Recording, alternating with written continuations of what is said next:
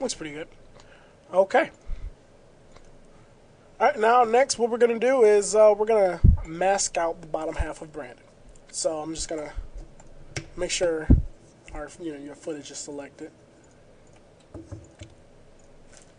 And then just hit MM, and where it says add, just change it to subtract. And we'll just close that out. Turn that off for now. And there we have it. That looks pretty good so far.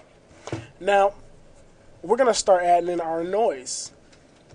Now, how we're going to do that, we're going to choose Layer, New, Solid, and we'll make it, it's like a light gray solid. Make sure you make count size, click OK. And then we'll shut that off for now. We're going to grab our pen tool, and we're going to draw our solid. Make sure when you're using your pen tool, make sure that it's like not outside of the morpher. So it's just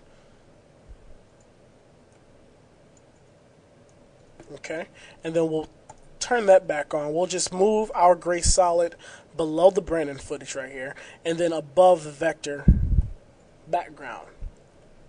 And then we'll just hit MM, and we'll turn the feather amount up just a little bit, and then we'll bring the expansion down just a little bit, or we just bring it up. Okay. We are almost finished, and now for the most difficult part is getting this gray solid, to look more staticky. So we're going to choose Effect, and we're going to go down to, let's find Noise and Grain, and then we'll choose Fractal Noise.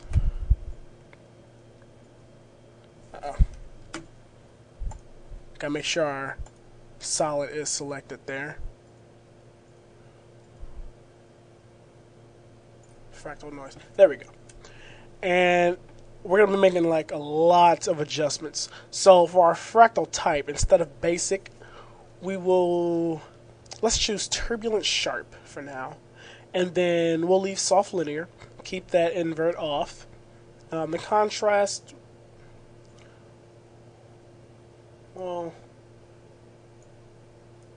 bring it down just a little and turn the brightness up just a little bit. And in the transform options, we will bring the scale to about, let's say, 7. And so far we're getting a little bit of a static right there. It's looking quite decent. I'm just going to turn that off for now. The sub settings, let's mess around with the sub settings just a little bit. The scaling, bring all the scaling in, and then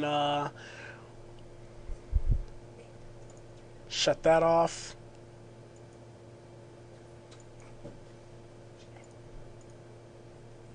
Okay, we'll just leave that normal.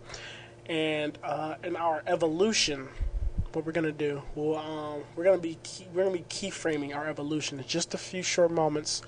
Once we figure out something that's a little bit, looking like static. So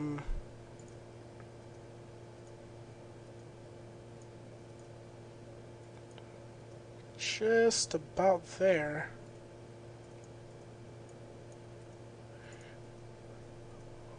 Looks okay. That looks like it'll work just fine right there. Alright, now what we're going to do, we're going to go to our evolution options. And let's change the random C to about 5. Okay. Now, right here in the evolution, we'll just set a keyframe for that. Okay, for our beginning. And then drag it all the way to the end. And then I'll choose, let's say, 4. Because we're going to spin it 4 times. And then we'll choose negative 225. And you see how that changed right there, but it shouldn't really matter. But let's render that out real quick.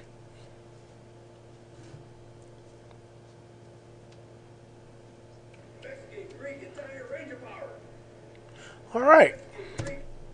As you see, the static is moving